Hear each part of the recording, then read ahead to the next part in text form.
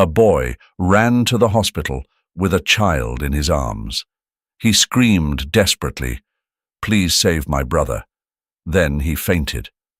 Terrible memories rushed back into the mind of an 8-year-old boy. That night was a shadow that never left Michael's mind, even 2 years later.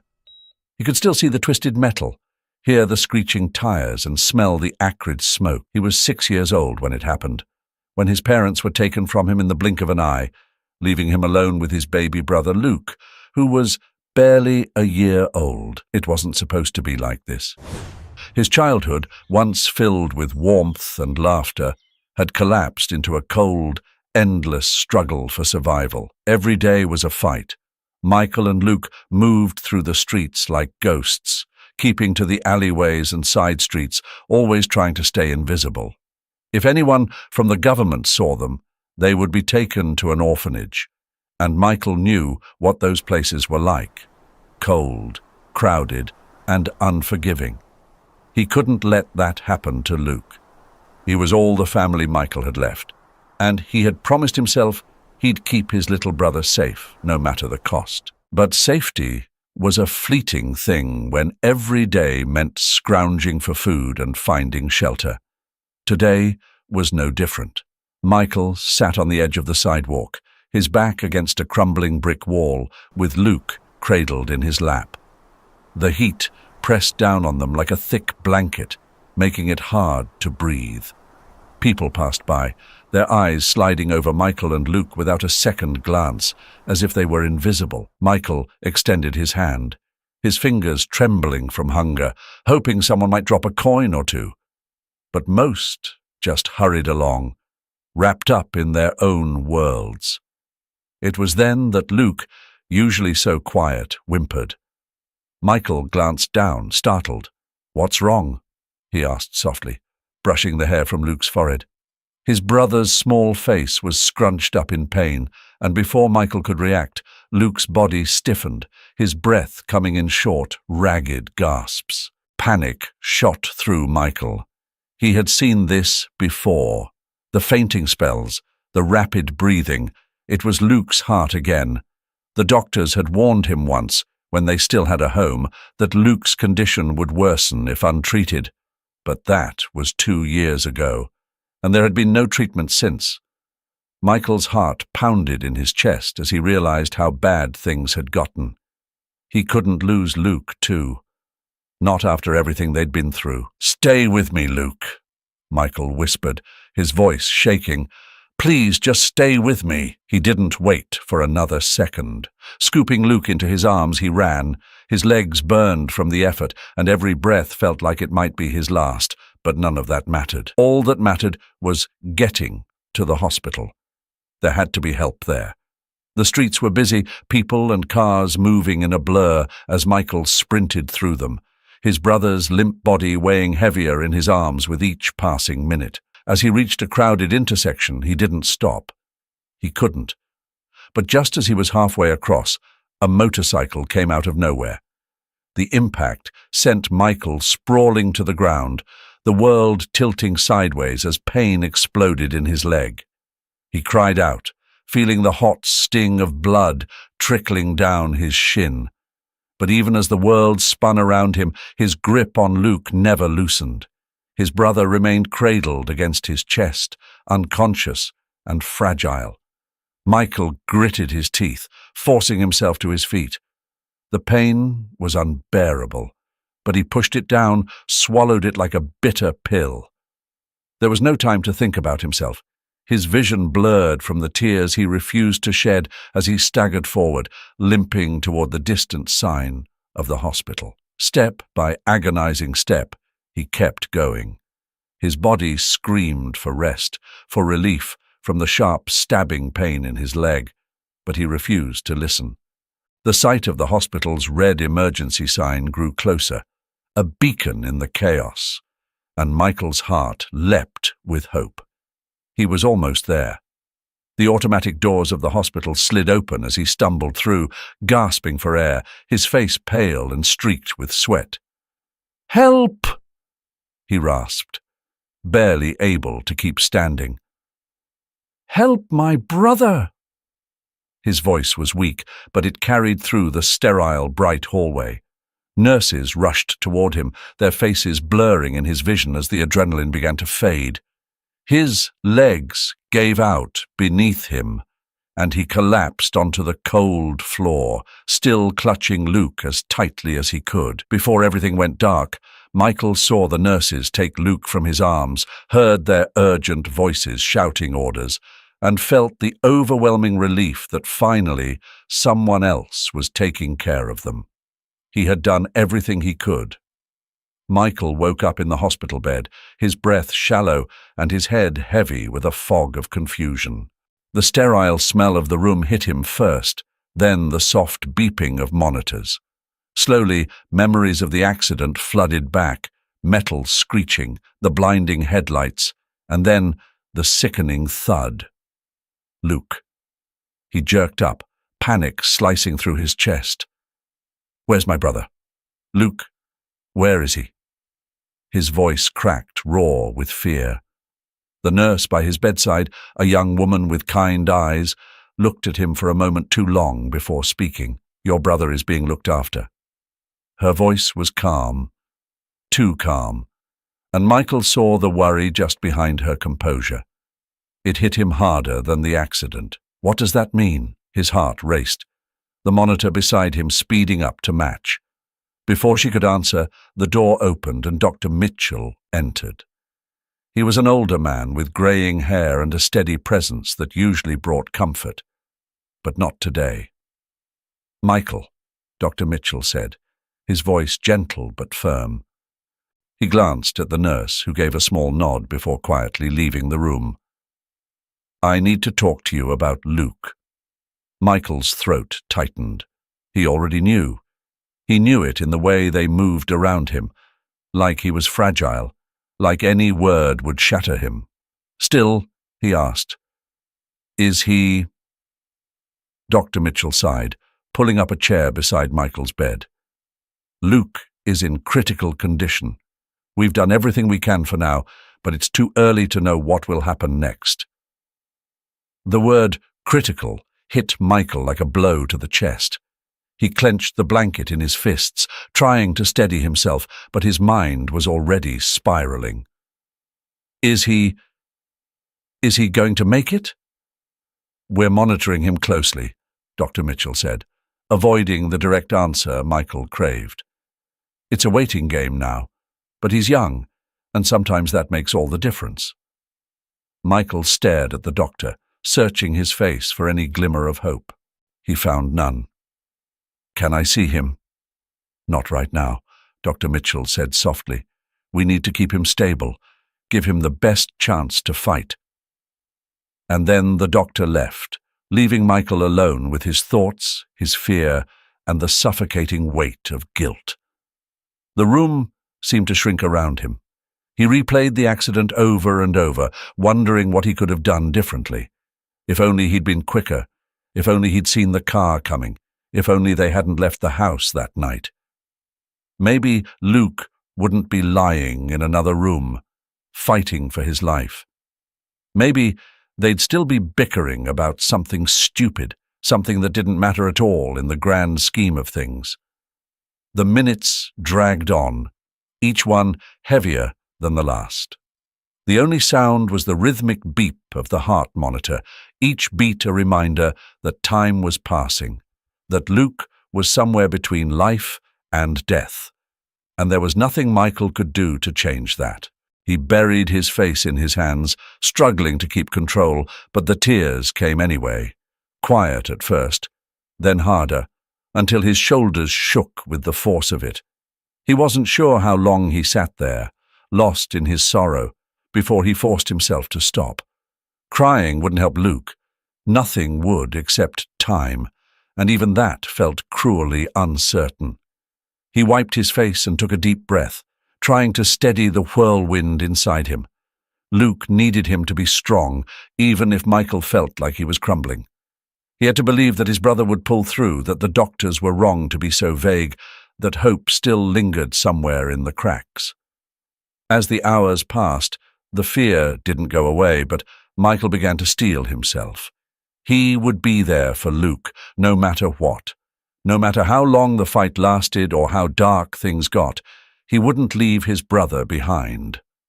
For now, all he could do was wait and hope.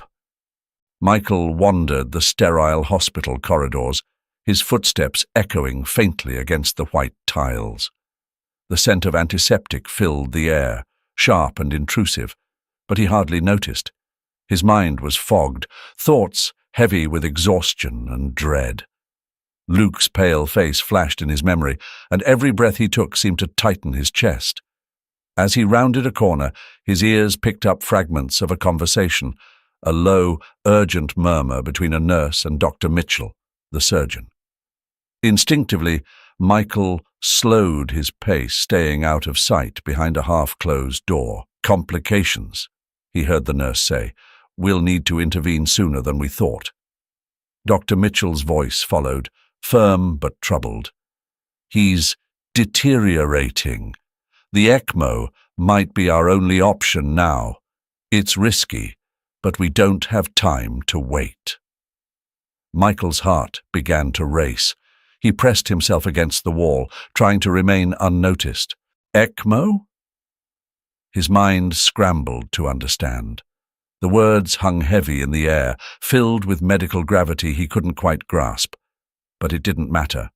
What mattered was Luke, and the faint suggestion that things had gotten worse. He couldn't stop himself from listening, straining to catch every word. "His condition is fragile," Dr. Mitchell continued. "If we don't act soon, it could be too late. But there's a bigger issue. Luke doesn't have a legal guardian on file. The surgery can't move forward until we get consent." The nurse sighed, frustration evident in her voice. "Michael's too young to sign the papers, and there's no one else here. We need to find a solution fast." Michael froze, his breath catching. His hands balled into fists as a wave of helplessness surged through him. He wanted to run into that room, demand answers, beg them to help Luke no matter what. But he was only 8, legally powerless, useless. Inside the emergency room, Luke's situation worsened. The whir of machines and hurried footsteps painted a picture of urgency that Michael didn't need to see to understand. His brother's body was weakening, and now everything was in limbo because of a signature. Michael pressed his back against the cold wall, sliding down until he sat on the floor. His fingers trembled as they wrapped around his knees. Why wasn't I enough? Why didn't I protect him? The guilt gnawed at him, sharp and unforgiving. He wished in that moment that he could reverse everything, go back to when things were simpler, before all of this. Before Luke had been reduced to machines and doctors' decisions. He heard the nurse again, softer now, almost a whisper. "We can't delay much longer. If we do, we'll lose him." Michael shut his eyes tightly, trying to push back the flood of tears threatening to spill over. He felt the weight of the entire world resting on his shoulders, and he was too young to bear it, too small to fix it. He remembered the way Luke used to laugh, carefree, as if nothing in the world could ever harm him. But now, harm had come, and Michael wasn't sure how much longer he could keep it at bay. Moments passed like hours as Michael stayed hidden, the sounds of the hospital fading into a dull buzz around him. He wanted to scream, to demand that they ignore the rules and just save Luke. But rules were rules, and in this place they held more power than love or desperation. The sterile white walls of the hospital closed in around Michael as he sat by Luke's bed, his brother's shallow breaths echoing in the room. His eyes darted to the clock. Every second felt like it dragged on, heightening his anxiety.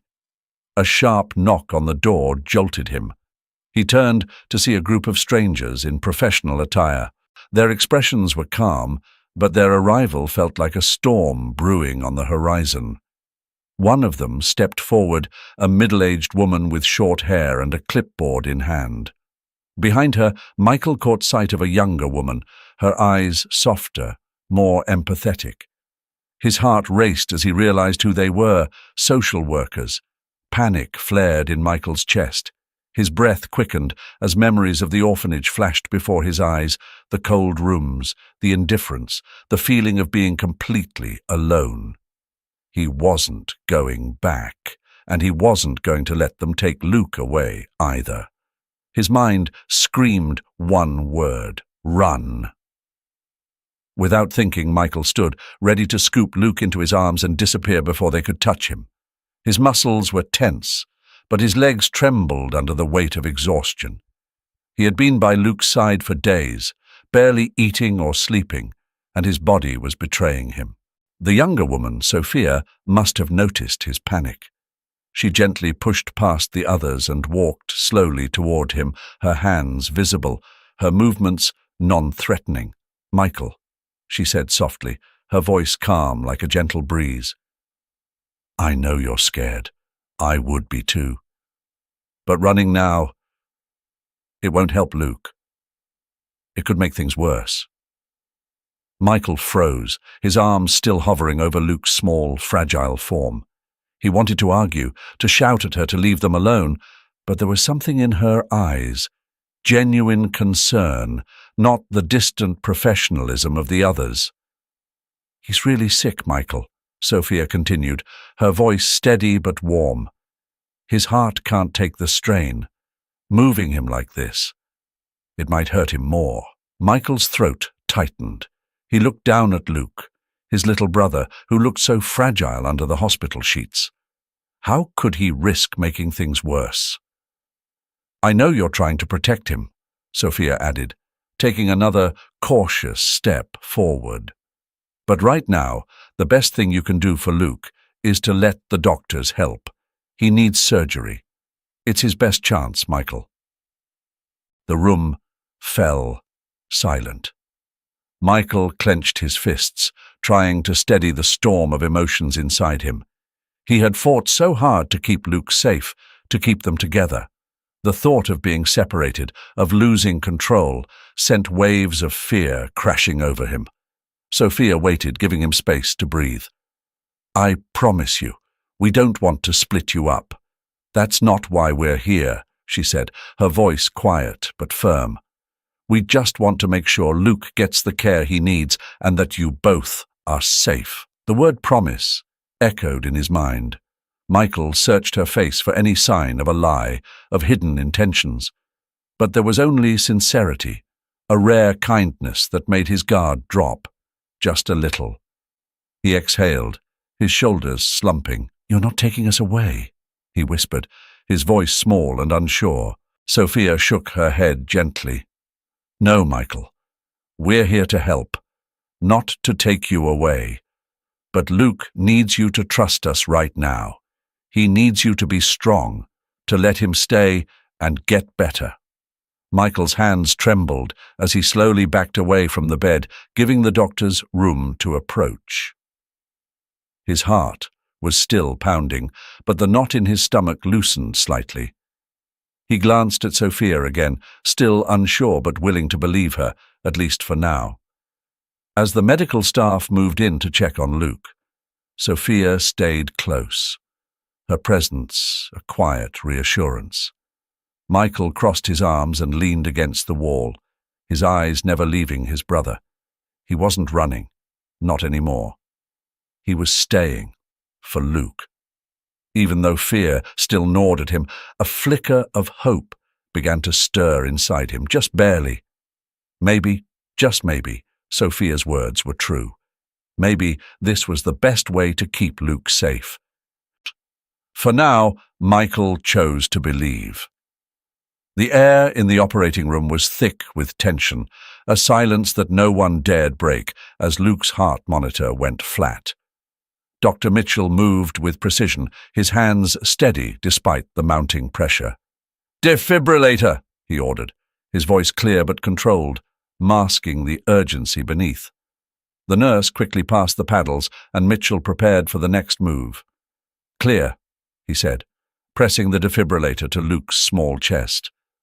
The room seemed to hold its breath as the shock rippled through the boy's body. Time, for a moment, stretched unbearably thin. Michael, waiting anxiously in the corridor just outside, felt an odd tightening in his chest. Something was wrong. He didn't know how he knew, but he did. Without thinking, he rushed back to the hallway just outside the operating room, his footsteps quick, the sterile smell of the hospital thick in the air. He glanced through the narrow window into the room, his eyes widening at the scene unfolding inside. Inside, the medical team was focused, eyes glued to the monitors. The silence was suffocating until a beep, faint but unmistakable, cut through the room. The heart monitor flickered, a weak rhythm returning. Dr. Mitchell exhaled slowly, his hands still hovering over the boy. "We've got a pulse," he said, more to reassure the team than himself. Luke's heart was beating again, but they all knew the fight was far from over. Michael's knees nearly buckled with relief as he sagged against the wall. He felt his own heart pounding in his chest, mirroring the fragile beat on the monitor. He couldn't take his eyes off Luke. For a moment, all the sounds of the hospital faded into the background. No nurses moving, no machines beeping. Just the sight of his brother lying still, vulnerable. Inside the room, Dr. Mitchell wiped his brow. The staff moved cautiously, methodically, knowing that they had won a battle, but the war was far from finished. "He's stable for now," the surgeon murmured to his team, "but we need to proceed carefully. We're not out of the woods yet." The surgical lights overhead cast a harsh glow over the scene, illuminating the exhaustion etched on every face. The relief in the room was palpable, but it was fleeting. Dr. Mitchell, seasoned in moments like these, didn't allow himself to get too comfortable. He turned his focus to the task ahead, repairing the damage that had nearly cost Luke his life. Meanwhile, Michael's thoughts spiraled. What if it happened again? What if this wasn't enough? His hands shook as he clenched them into fists. The weight of helplessness bore down on him, more crushing than anything he'd ever felt.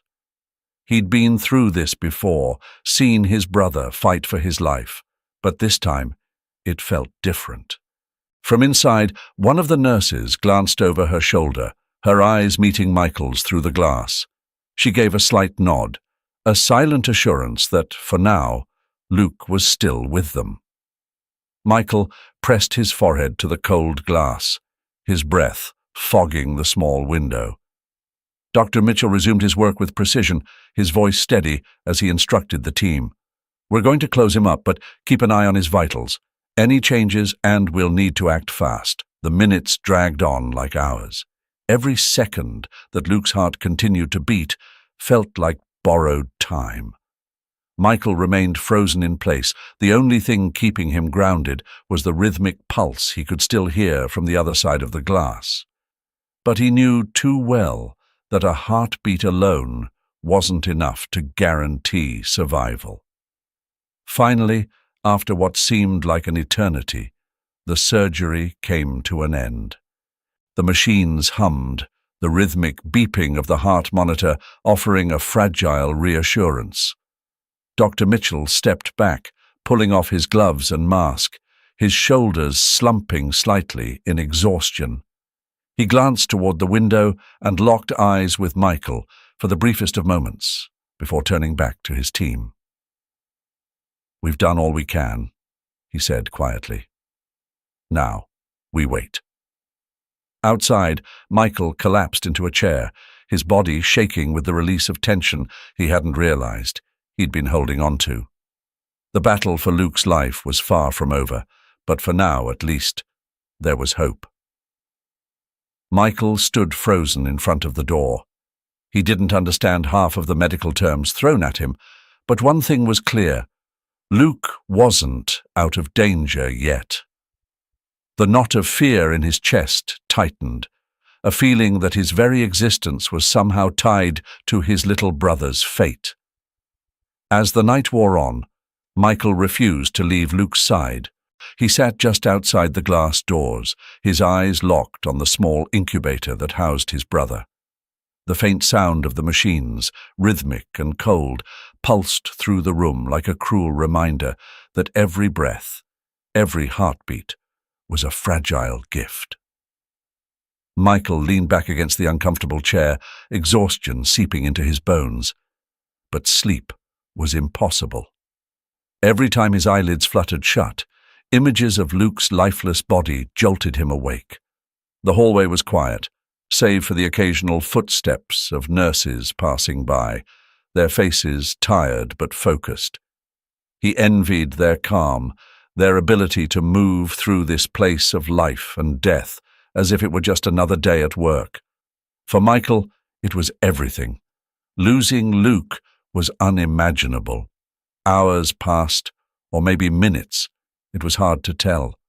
His eyes stung from the fluorescent lights overhead, and the ache in his chest had grown unbearable. He felt alone, more isolated than he had ever been, despite the bustle of the hospital around him.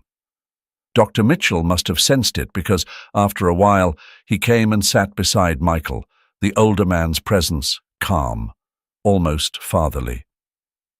"You're doing everything you can," he said softly, leaning forward with his elbows on his knees. "I know it feels like you're powerless, but you're here for him. That matters." Michael swallowed hard, unsure of what to say. His throat felt dry, and for the first time he realized he hadn't spoken in hours. "It doesn't feel like enough," he finally muttered, his voice barely audible. Dr. Mitchell gave a small nod, his gaze steady. "Sometimes waiting is the hardest part. But you're not alone in this." For a moment, Michael felt the weight on his chest lift just a little. It wasn't much, but the reminder that someone else was in this with him, that he wasn't entirely alone in his fear, brought a flicker of comfort. A few hours later, the soft beep of the monitors inside the room shifted. The doctors noticed it first, subtle changes in Luke's vitals that spoke of hope. His breathing was still labored, reliant on the machines that kept him alive, but it had become more stable. The steady hum of the ventilator, once deafening in its intensity, now seemed almost like a lullaby. Dr. Mitchell smiled faintly, rare and brief, but it was enough. "He's improving," he murmured. "We're moving in the right direction." Michael leaned forward, staring through the glass at Luke, his little chest rising and falling with the help of the machines. The tightness in his throat loosened just a bit, and for the first time in hours, he allowed himself a small breath of relief. They weren't out of the woods yet, not by a long shot, but the darkest part of the night had passed. And for now, that was enough. The day Luke was finally discharged from the hospital marked the beginning of a new chapter. Michael stood by the entrance of the orphanage, waiting for Luke, his face set in determination. He knew this place would be different, and not necessarily in a good way. The walls of the orphanage loomed over them like a shadow, but at least they had each other. As they stepped inside, Luke hesitated. The laughter of children echoed through the hallways, a strange sound after the cold, sterile quiet of the hospital. Michael squeezed his shoulder gently, his voice low and reassuring. "It's just us now, Luke. We'll get through this." Luke looked up at him, eyes wide but trusting. "I know," he whispered. "I won't let go, Michael." Days passed, and the brothers clung to each other. The orphanage had its routines, its rules, and its rhythms, but they felt foreign to Luke, who still woke up some nights expecting to hear the distant beeping of hospital machines. Michael, however, adapted quickly. He kept close to Luke, guiding him, making sure no one could hurt him. He was determined that no matter what happened, they would stay together. Michael's protection over Luke didn't go unnoticed. Families would visit the orphanage, looking for children to adopt. Michael's intelligence and polite demeanor caught their attention more than once, but he always refused.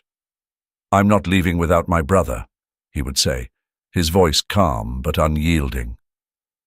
The caretakers at the orphanage grew used to his responses, but they couldn't understand why Michael, who could have had a better life elsewhere, would choose to stay. It wasn't just stubbornness, it was love. A fierce, protective love that had grown in the years they had spent surviving together.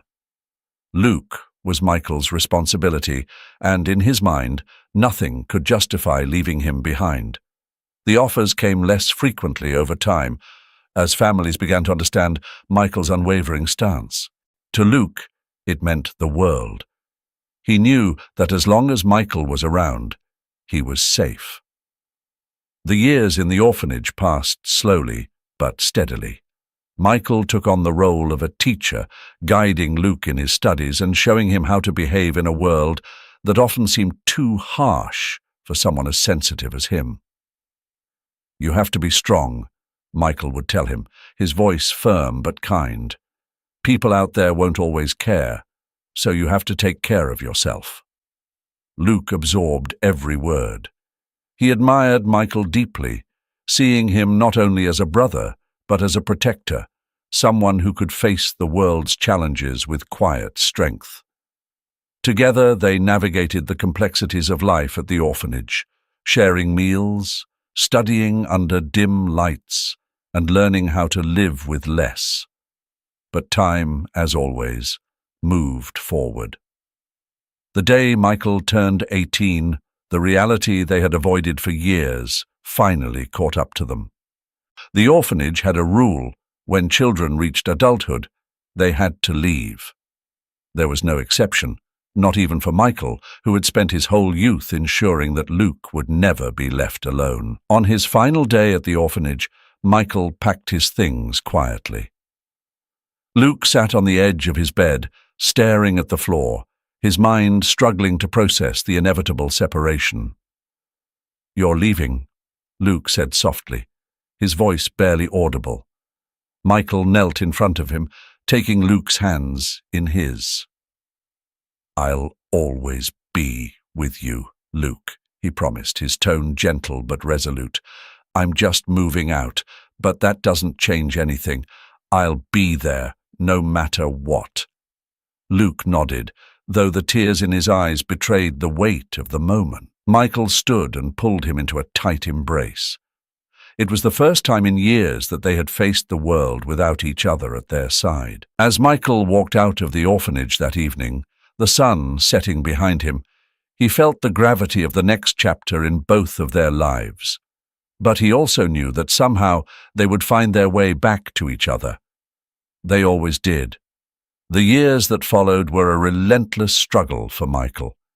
Every morning he woke before dawn, the chill of the early hours clinging to him as he headed out for another day of grinding work. From waiting tables at the local diner to delivering food across town to hauling boxes in a dimly lit warehouse, he accepted every job that came his way. His body ached from the strain, but his mind was fixed on one thing: Luke's future. To him, it wasn't just a dream. It was the only thing that mattered. Michael didn't speak much of his sacrifices. He never complained about the sore muscles or the sleepless nights, never let on to anyone how exhausted he felt. His friends would ask him why he worked so hard, but he'd just shrug it off. Inside, though, he carried the weight of responsibility for Luke, a burden he willingly shouldered. The image of Luke's face, young, hopeful, and full of promise, drove him through every shift. Luke, too, felt the pressure, though in a different way. As he grew older, he became increasingly aware of the sacrifices Michael was making for him. Every time he saw his brother come home late, exhausted but still smiling, Luke's resolve hardened. He threw himself into his studies, determined not to let Michael's efforts go to waste.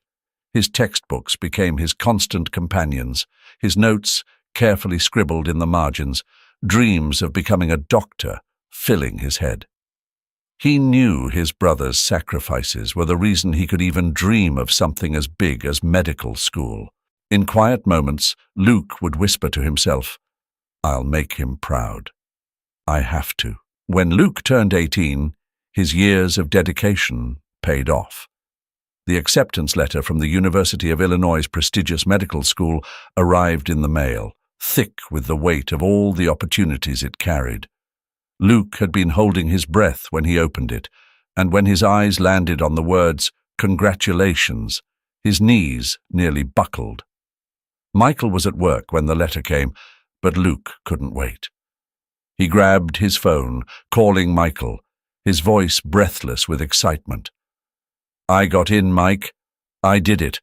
I got into the university." There was a pause on the other end of the line, a moment in which Luke could almost hear Michael's smile forming. "I knew you would," Michael said quietly. "I always knew you would." From that day on, Michael's efforts didn't slow down. If anything, he worked harder. Even though Luke was now in college, the cost of medical school loomed large, and Michael's support never wavered.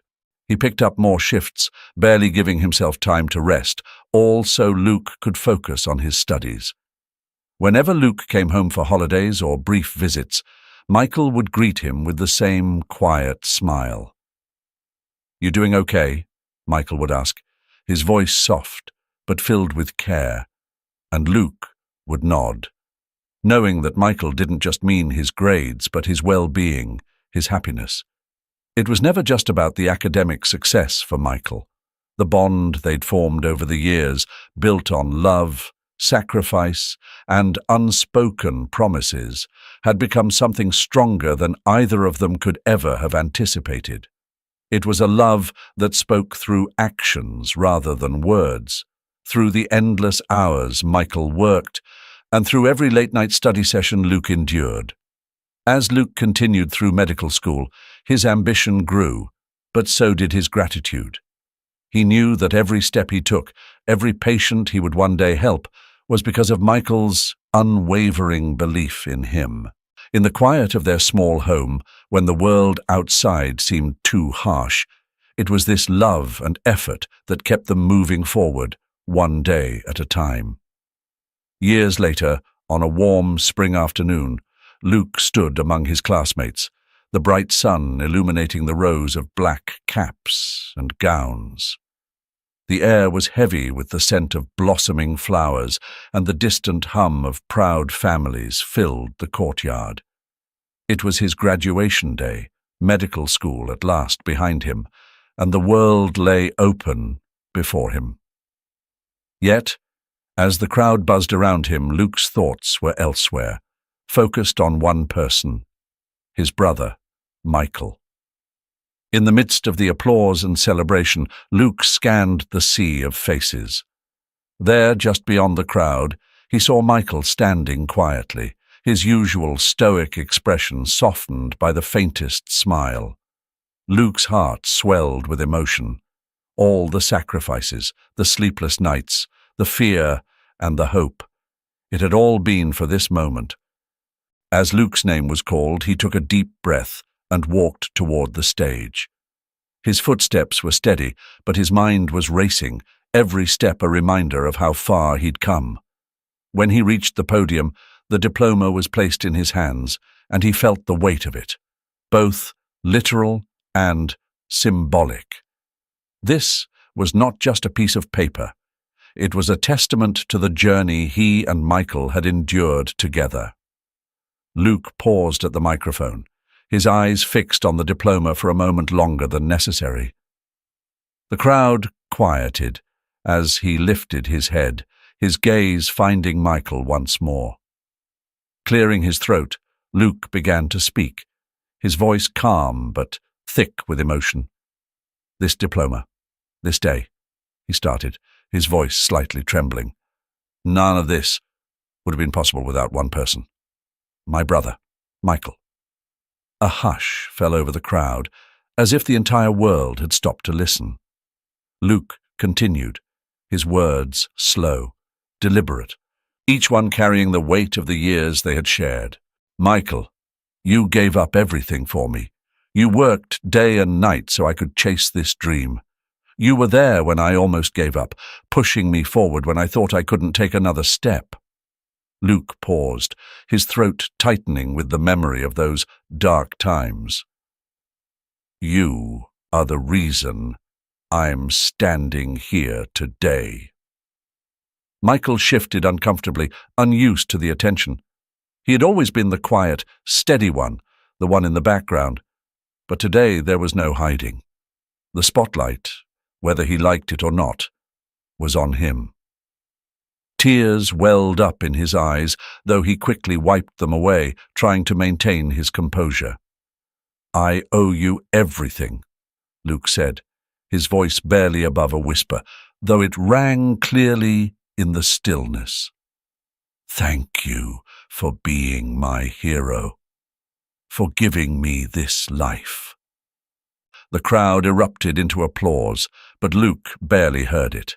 All he saw was Michael, standing there, as solid as ever, but with eyes that glistened in a way they never had before.